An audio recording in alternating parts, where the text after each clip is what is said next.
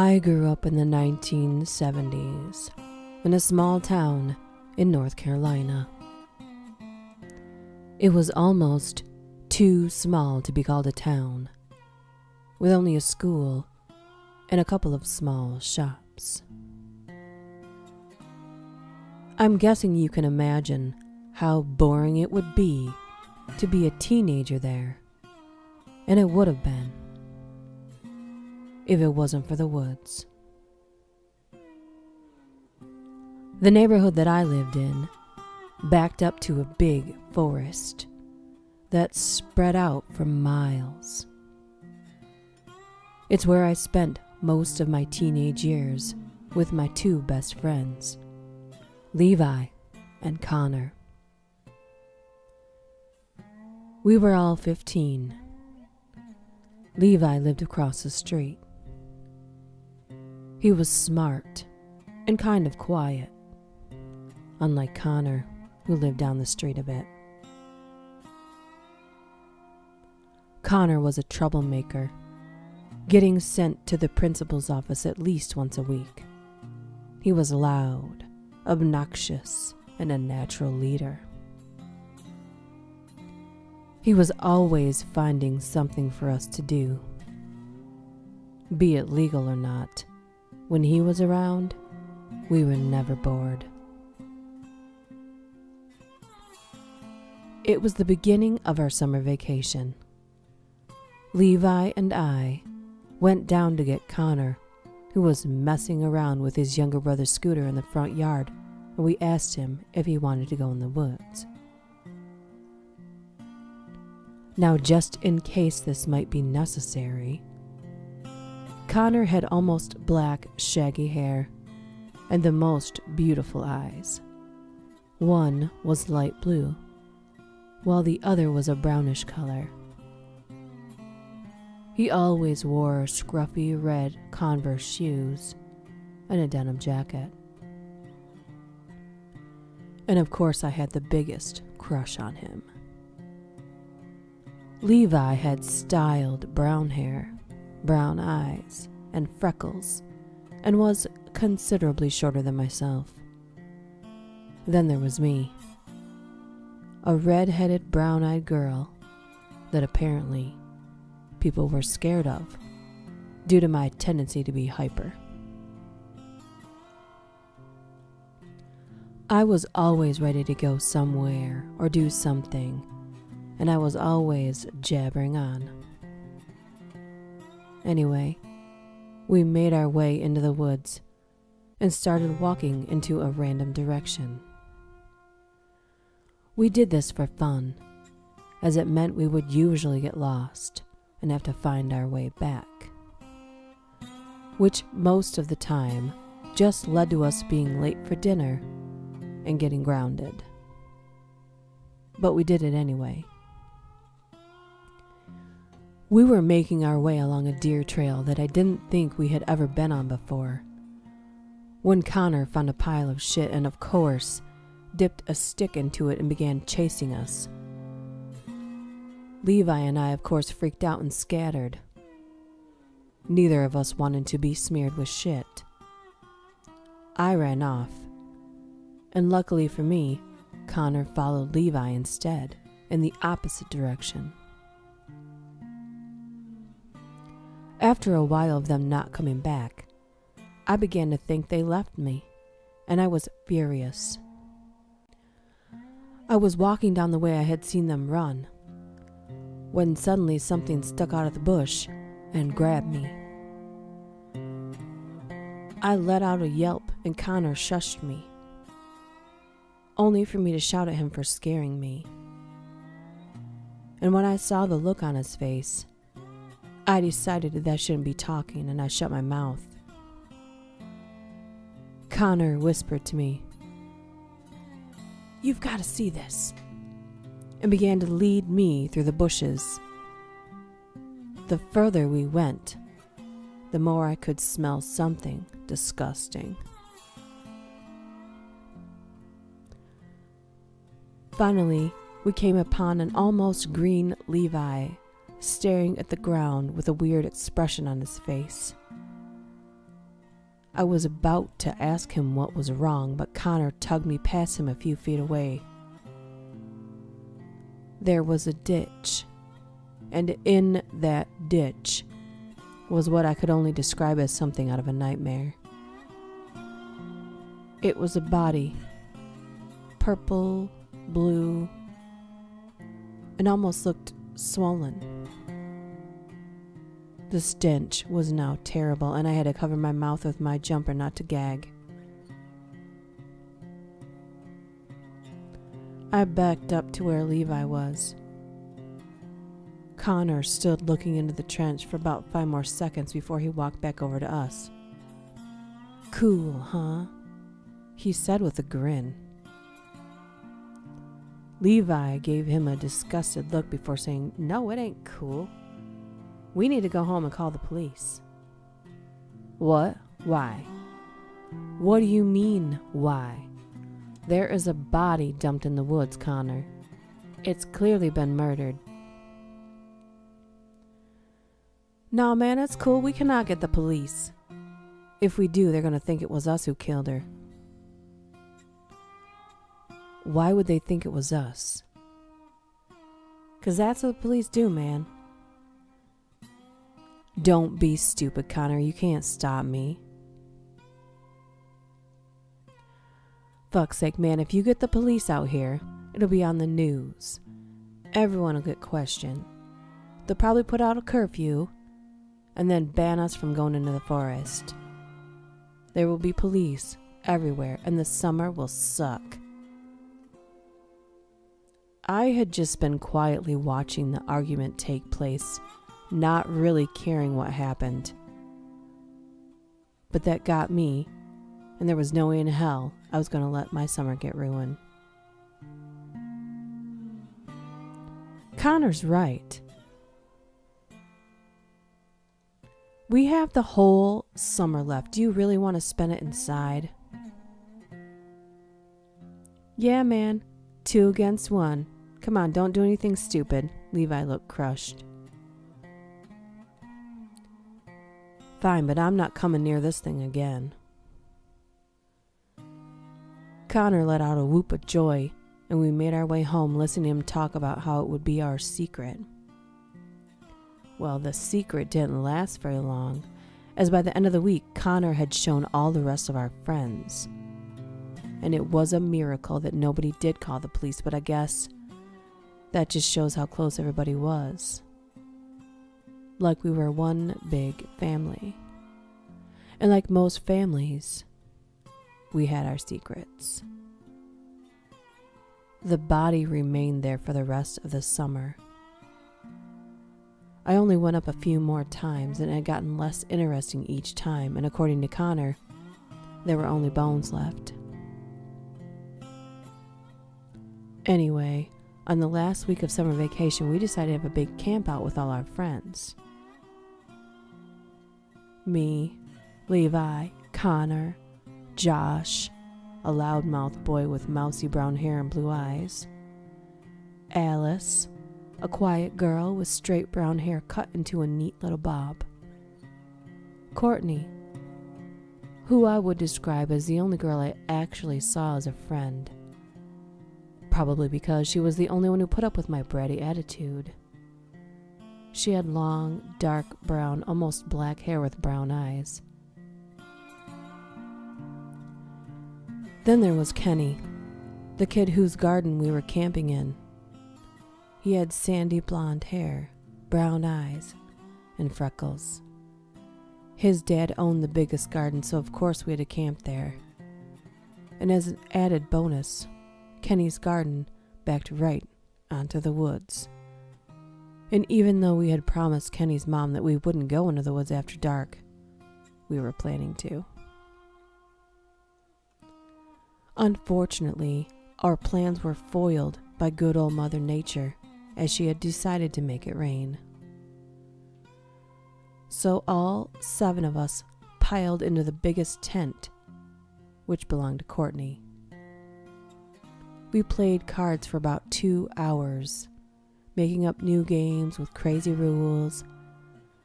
At one point, Josh even suggested that we play strip poker, only to have a shoe chucked at him.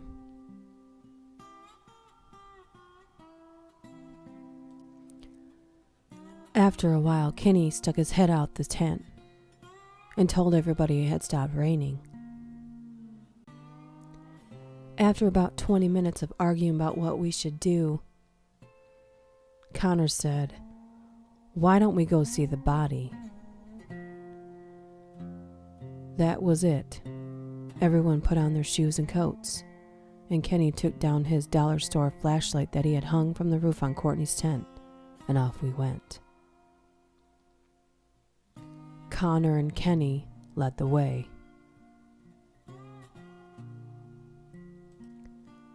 Kenny's flashlight was pretty shitty and didn't light the way very well. I don't believe we needed it anyway, because even though I hadn't been to the body in weeks, it was burned into my mind how to get there. The whole way there, we were talking about what it would look like now, and how creepy this all was.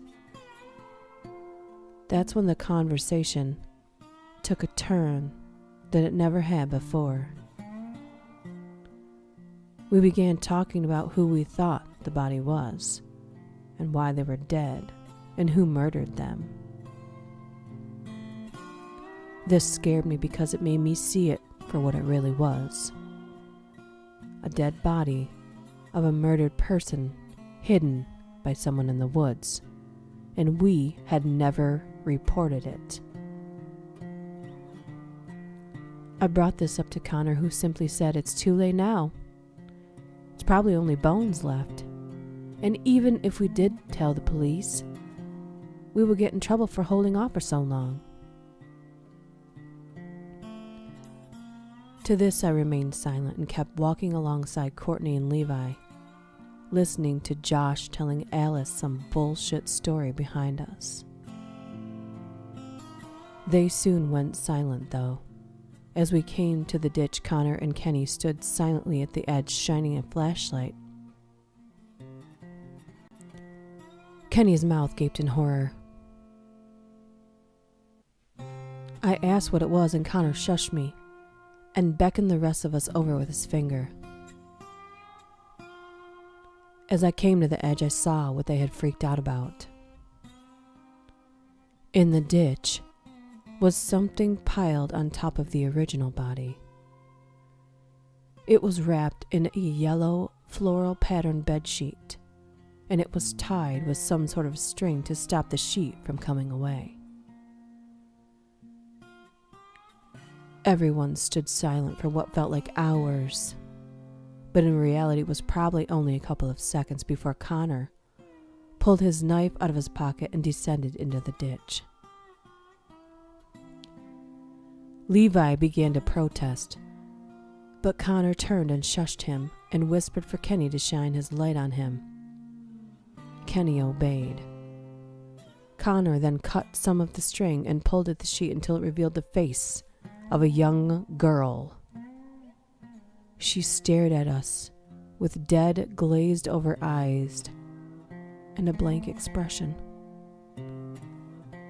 I felt like I was going to be sick, and apparently so did Levi as he began to violently retch and turn away. I couldn't turn away, no matter how hard I tried.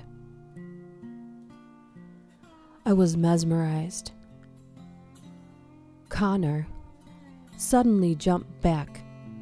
A look of realization and horror crossed his pale face as he began to scramble up the side of the ditch. Josh helped him up and, of course, asked what happened. What's wrong? He began to shush us.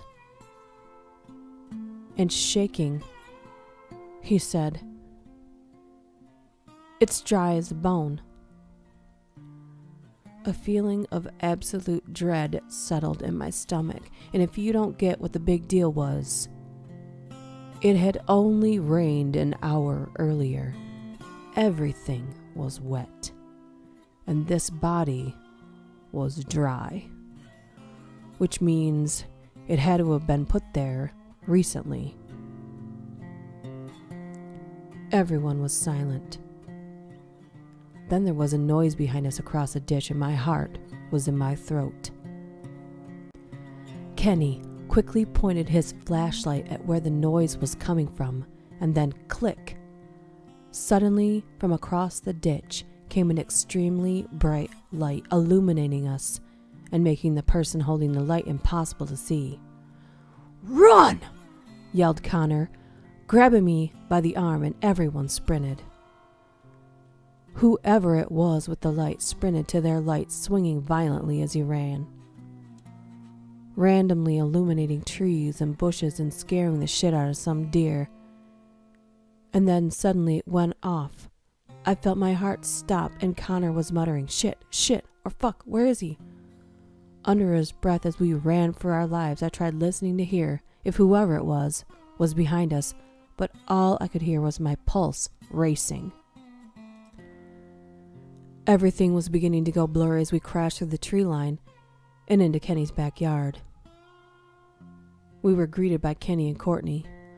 Levi stumbled in a couple seconds later, face streaked with tears, followed by Josh. We huddled together and everyone began blabbering about what the fuck was going on, and who was that, and what do we do if he finds us. But then Courtney spoke up. "Where's Alice?"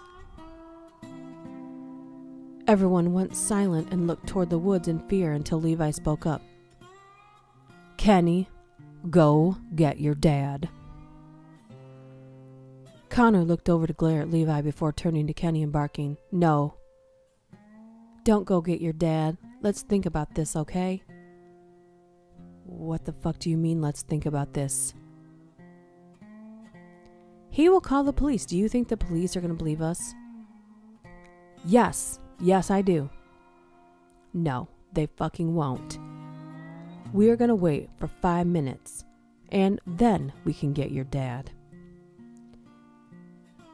For some reason, we actually did wait 5 minutes. 5 minutes turned into 15 minutes, and then Connor reluctantly turned around to us and let out a defeated sigh. "Kenny, go get your dad. But you tell him we were playing tag and she ran into the woods so she wouldn't get caught, okay?" "Right." Now Kenny's dad was a terrifying man. 6 foot and built like a tank, and an ex-Marine. So Kenny begins pounding on his back door. This goes on for a minute before Mr. Stokes throws open the door, face red with fury. "What the fuck do you guys want? It's 2 in the fucking morning." "Dad, Alice is in the woods." "What?" "She ran in there when we were playing tag and she hasn't come back out, and now we think she's gotten lost." Mr. Stokes stared off into the woods for a bit, squinting, trying to see beyond the tree line, before muttering an okay and retreating into his house, only returned 5 minutes later with a big flashlight and stomping off into the woods. We all waited for about 20 minutes before he returned and said, "Fun's over, kids. Go home, get your fathers, and tell them to bring flashlights." And that was it. We all went home. We told our parents what was going on, and all the men went out into the woods to look for Alice, while the women stood around in Kenny's backyard. We were all told to stay home, to which I didn't. I crossed the street and knocked on Levi's door. He answered, and I stepped aside, and apparently Connor had the same idea, as he was sitting on the sofa in Levi's living room. "Do you think they'll find her?" I asked quietly. "Yeah, she's probably just panicked and got herself lost," said Connor. "And what if he got her? What if she's dead? What are you going to do then?" said Levi as he stood by the window looking into the dark street. Then we keep to our stories. She ran off into the woods and didn't come out. That's all you say. That's when the sound of police sirens cut through the air. Oh no, mumbled Levi as the police cars drove down the road to Kenny's house. We watched as 2 police cars pulled up and the men got out carrying big flashlights. They walked around back into the woods. And after that, me and Kenny went home, and I watched out my window. 5 more police cars appeared. My parents came home at around 6. I asked my mother what happened, and she told me that they had found a body in the woods and that it wasn't looking good. The next day, the police interviewed all of us, and we stuck to Connor's story. They didn't find Alice. And just like he said it would be, there was coverage on the news. There was a ban on us going to the woods. And there was a curfew for 9 p.m.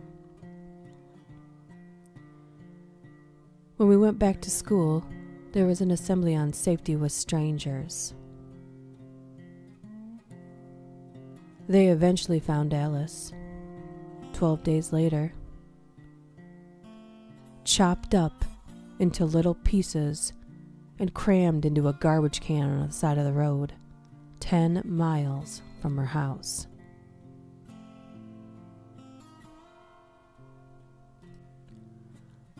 I have my own kids now, and have since lost contact with all of my childhood friends, except for Levi, whom I now have a child with. He recently told me that Kenny had been killed due to an overdose. All of the old neighborhood kids were invited to the funeral, but I don't think I'll be attending.